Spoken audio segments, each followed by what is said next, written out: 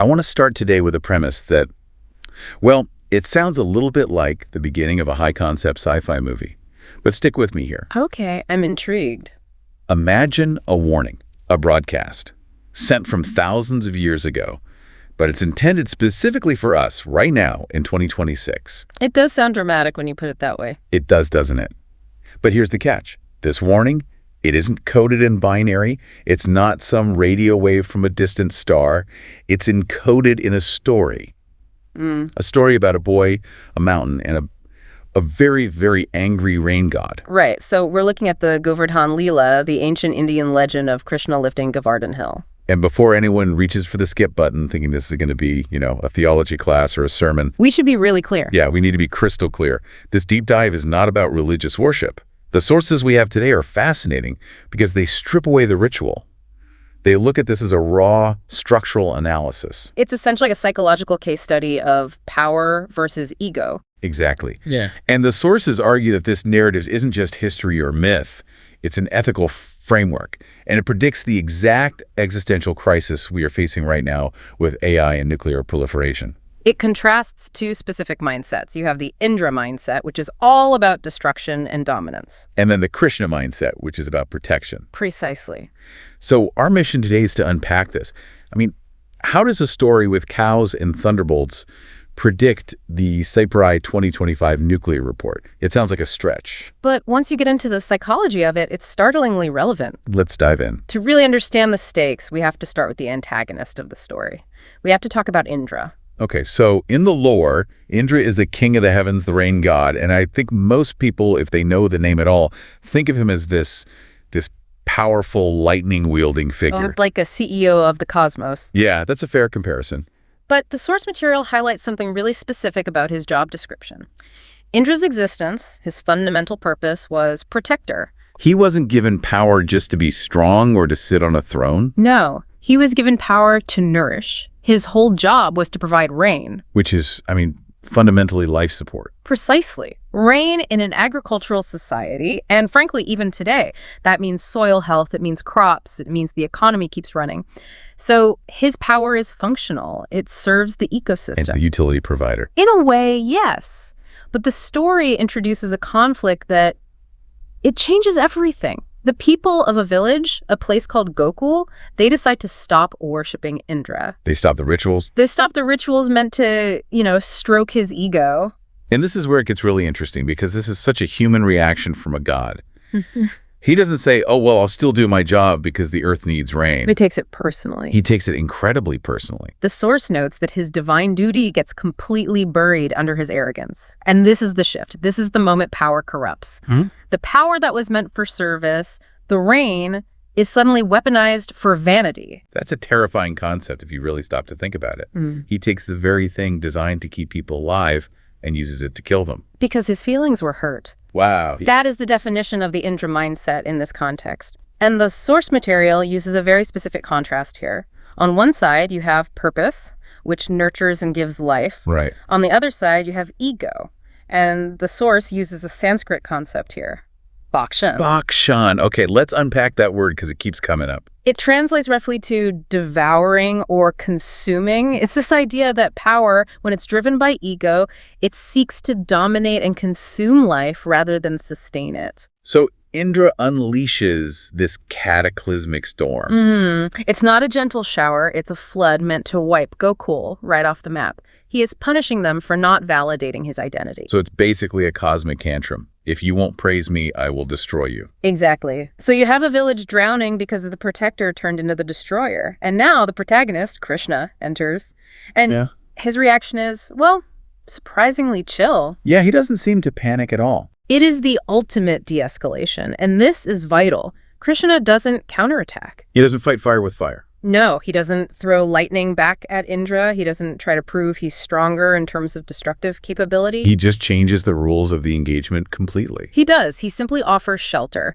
The story goes, he lifts Govardhan Hill on his little finger. Like a giant umbrella. And holds it up like a giant umbrella for 7 whole days. And the sources point out that the hill itself is a character in this story. It's not just a rock. Right. Govardhan Hill represents nature. It represents the earth itself, the stable entity that supports us all unconditionally. So by lifting the hill, The narrative is saying that the ultimate use of power is to support the very platform that life depends on. so you have Indra up there exhausting himself, throwing everything he has, wind, rain, lightning, and Krishna is just standing there, holding up the earth. And eventually, Indra's pride breaks. He just runs out of steam. And the resolution provides the core message of this entire deep dive.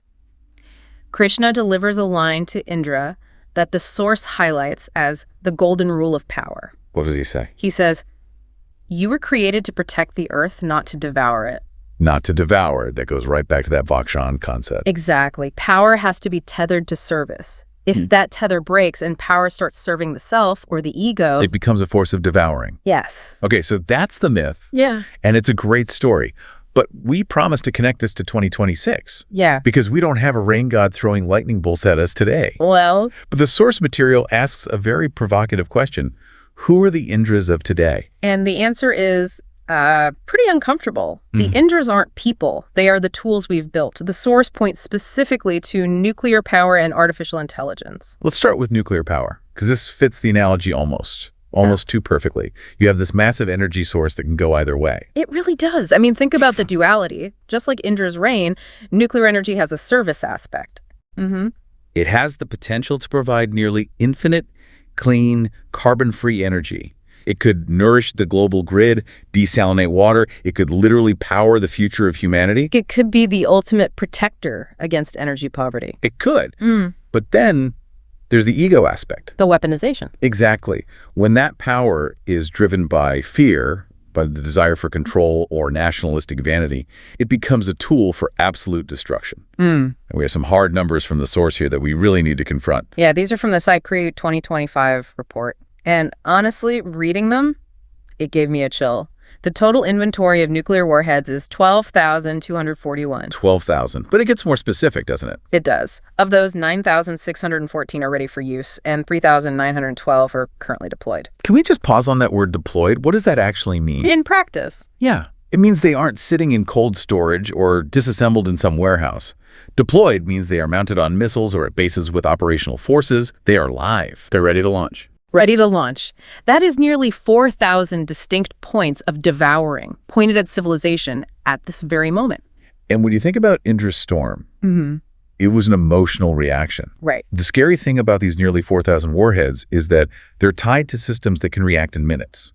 It's the ultimate Bakshan, the capacity to turn civilization to ash over a failure of diplomacy. Or an ego conflict between nations. It frames the whole nuclear deterrent argument in a different light. We talk about it as strategy or mutually assured destruction. Like it's this rational chess game. But through this lens, it looks a lot more like Indra's wounded pride. It's respect me or I will flood the village. It's the threat of annihilation as a bargaining chip. It's Yeah. power detached from the obligation to protect life. It's saying, my power is for my status, not my power is for your safety. Exactly. And then you have the second Indra of 2026, artificial intelligence. This one feels even trickier. It's evolving so fast. It is. With nukes, we know what they do. They explode. But Yeah. AI is different. But the parallel still holds up. Oh, absolutely. Look at the service aspect of AI. The source mentioned its ability to diagnose diseases earlier than any human doctor, to revolutionize agriculture, to feed billions. To solve climate change puzzles that are just too complex for our brain. It has the potential to be the greatest protector we have ever created. It could be the rain that nourishes the crops. Exactly. But in the hands of ego, whether that's corporate greed, authoritarian control, or military arrogance, it transforms. We're seeing the rise of autonomous weapons systems. We're seeing surveillance states that would make Orwell blush. And the source mentions control as a big part of the AI ego. It's not just about blowing things up. No, it's about consuming agency. That is a form of devouring, too. How so? Well, if AI is used to manipulate behavior, to spread disinformation, or to automate killing without human oversight, that is the devouring nature of power. It consumes our privacy. Our agency, Yeah. potentially our safety. It consumes the truth, in a way. If you can't tell what's real from what's a deepfake, your reality is being devoured. Absolutely. So we are sitting here in 2026 holding these two massive lightning bolts, nuclear and AI. And the struggle is exactly the same as it was in that village thousands of years ago. It's the struggle between using these things for purpose or for ego. Which raises the question, if we're the ones holding the lightning, where's the hill? Where is Govaran? The source has a beautiful, if a little haunting, take on this. It says that today Govardhan is the planet Earth itself. The planet is the hill. It's our only home. It is the entity bearing the weight of our power. Just as the hill had to endure Indra's storm, our biosphere, our social fabric, they're enduring the stress of our technological storms. We're stressing the system to its breaking point. We are. So if Earth is the hill and our tech is the storm, we need a Krishna strategy. We need a way to lift the hill. And we can't just fight fire with fire? No, because in a nuclear age, that just burns the whole house down. Right. So the source outlines a solution. It's not just vague hope. It actually lists 3 specific principles to move from the Indra path to the Krishna path. Let's walk through these, because I think this is where the rubber meets the road. Principle number 1 is the oath of science. This is an ethical baseline. The idea is that every scientific discovery, every advancement in code or physics must be pledged fundamentally to the service of humanity and the Earth. It sounds simple. But imagine if every AI developer or nuclear engineer had to swear an oath, something like the Hippocratic Oath that doctors take. First, do no harm. Exactly. Right now, the metric is often, can we build it or will it make money? This principle demands we ask, does this serve life, before we even write the first line of code. It changes the definition of success. Success isn't just capability, it's service. Which leads to principle number 2, the basis of law.